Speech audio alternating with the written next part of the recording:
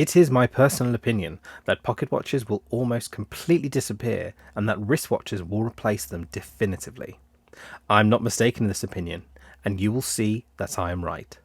In the field of horology, it is without doubt that one brand stands tall above all others: Rolex. And today we are going to do a deep dive into the founder of Rolex, a visionary German-born Anglophile who built an empire that shaped the world of watches and continues to lead in desirability. Today we are going to look at the life of a visionary businessman, Hans Wilsdorf. But before we get started today, I'd really appreciate it if you'd like and subscribe to this channel. Your support and encouragement means the world to me. And if you want to see more of these types of videos, aside from watch reviews and roundup lists, please let me know in the comments below.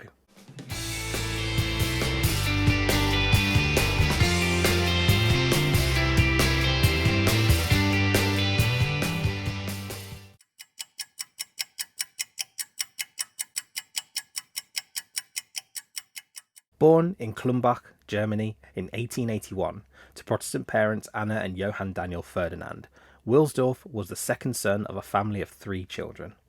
Not much is known about these years, but what we do know is that Anna, his mother, died when the boy was very young, and not long after his 12th birthday, his father died too. However, this is not the first time you'll hear the word fate, as it intervened when Wilsdorf's uncle took guardianship of the children, sold the family iron tools business, which belonged to Wilsdorf's grandfather and late father, and sent both he and his sister off to boarding school, where they would receive the best education money could offer. In his autobiography, Hans would later go on to say that our uncles were not indifferent to our fate.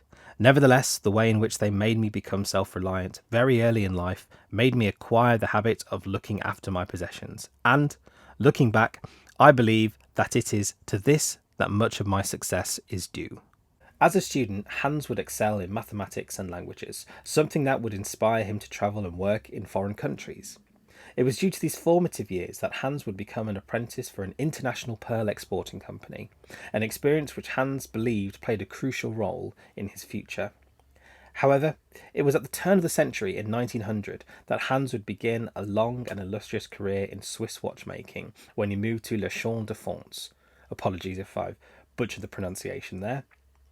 On a salary of 80 francs, Hans was responsible for winding hundreds of pocket watches daily and ensuring the accuracy of said timepieces in his role with Kuno Corten, a large manufacturer of pocket watches, which, at the time, exported around 1 million francs worth of pocket watches a year. It is difficult to rate Swiss francs historically, but rest assured, that's a lot of money.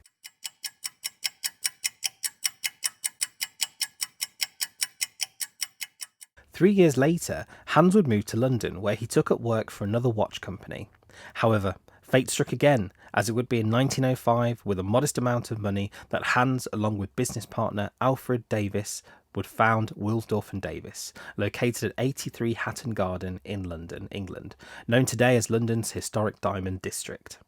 The goal of Wilsdorf and Davis was to provide high-quality timepieces at affordable prices, something that would be the premise for a later company, Tudor.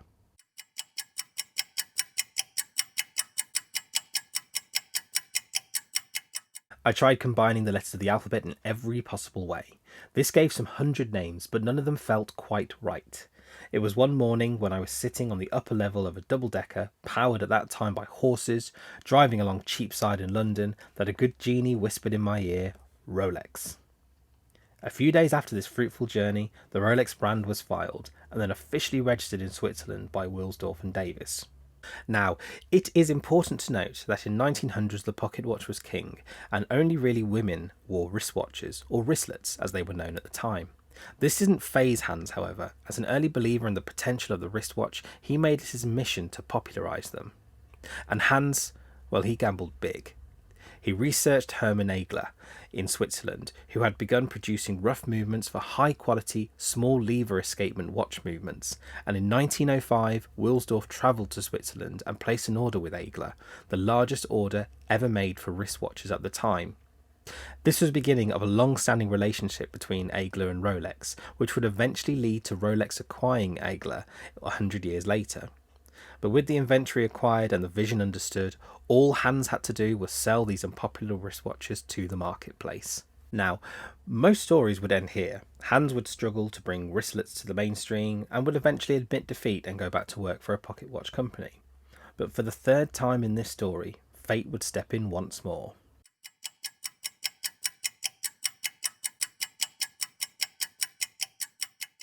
In history, there are two times the phrase "the shot heard around the world" has been used to describe a truly momentous occasion.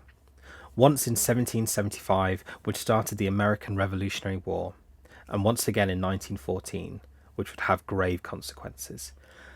The assassination of Austria's Archduke Franz Ferdinand by a teenager would set a series of events in motion that would eventually lead to one of history's bloodiest conflicts.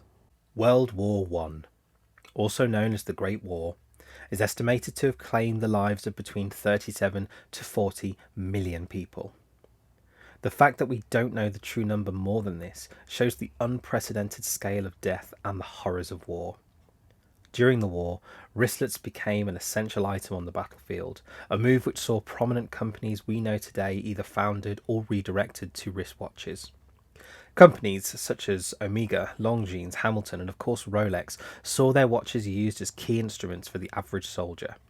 This had well and truly cemented Hans's theory that the wristwatch was the way of the future.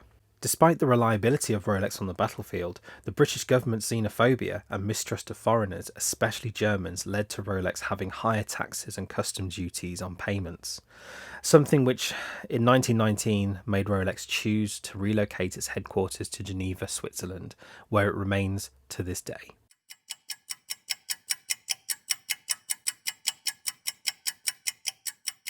With the war over, Rolex saw marked growth in their products, and Hans set his eye on something new: innovation.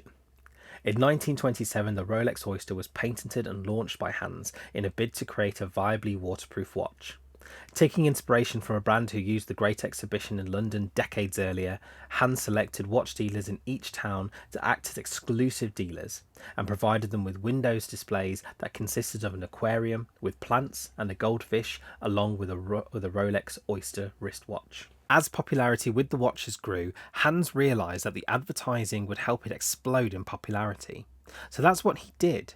Through the use of brand ambassadors, and true to his form of unconventional thinking for the time in which he lived, he chose an unlikely first brand ambassador: Mercedes Gillespie, a female swimmer who successfully swam the English Channel whilst wearing a Rolex around her neck. After Mercedes, Hans turned to Landspeed King Sir Malcolm Campbell to represent Rolex as a brand ambassador. Campbell set new land speed records 9 times between 1924 and 1935. Further to this, although contested to this day, the Rolex Oyster Perpetual is still claimed to have accompanied Sir Edmund Hillary and Tenzin Norgay as they scaled Mount Everest.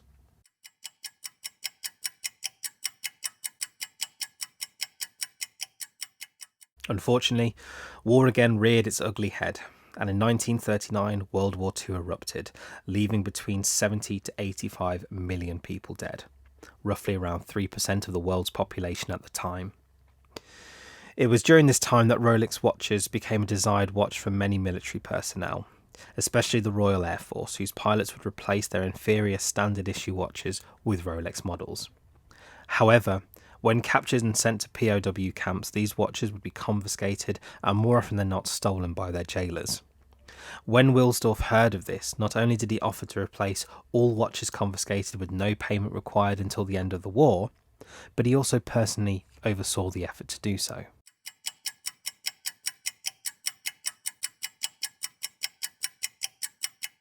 In 1945, the war was over, and although Rolex was doing well, personal tragedy had struck the Wilsdorf household yet again, as Hans had lost someone close to him, his wife.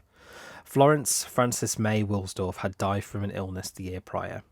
In her memory, Hans established the Hans Wilsdorf Foundation, which continues to own and control Rolex to this day, donating much of its income to charity and social causes in Geneva, Switzerland, effectively turning Rolex into a charity.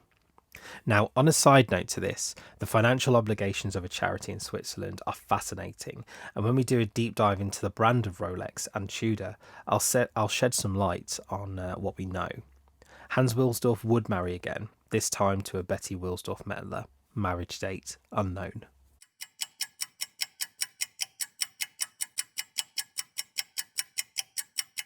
1945 also saw the release of the Rolex DateJust, a timepiece with an aperture window that automatically displayed the date via a date wheel, and was seen on the wrists of world leaders including Sir Winston Churchill and US President Dwight Eisenhower. A year later, in 1946, Hans founded Tudor. A forever Anglophile at heart, Hans stated, "For some years now, I've been considering the idea of making a watch that our agents could sell at a more modest price than our Rolex watches, and yet one that could attain the standards of dependability for which Rolex is famous. I decided to form a separate company with the object of making and marketing this new watch. It is called the Tudor Watch Company." During his final years, Wilsdorf oversaw the launch of some of Rolex's most important models to date: the Submariner, the GMT, the Day-Date, and the Milgauss. All of these watches served a specific purpose and continue with Hans's vision of innovation in a modern world. Not to mention being on the wrists of the rich and famous, from James Bond actors to US presidents. But all good things come to an end, and on the 6th of July 1960, Hans Wilsdorf passed away and was buried in King's Cemetery, Geneva, the town that helped him foster so much creativity and revolutionise an industry. Today, his plot sits next to that of his first and second wives. He had no children. In fact, the company was the closest thing he had in that regard, and to this day his charitable foundation still own and control Rolex. So I wanted to thank you for listening to this video on Rolex today and Hans Wilsdorf, its founder and innovator. It is one of the most important brands, not just in the world of horology, but in the world in general, in my opinion. If you like this video and want to see more, please comment suggestions below. I will have a look at them and I'll see if there's any that would be good to post as future videos. Don't forget to like, share and subscribe to this video. You can follow me on Instagram on the links below. I hope you're all safe and well, and I'll see you next time.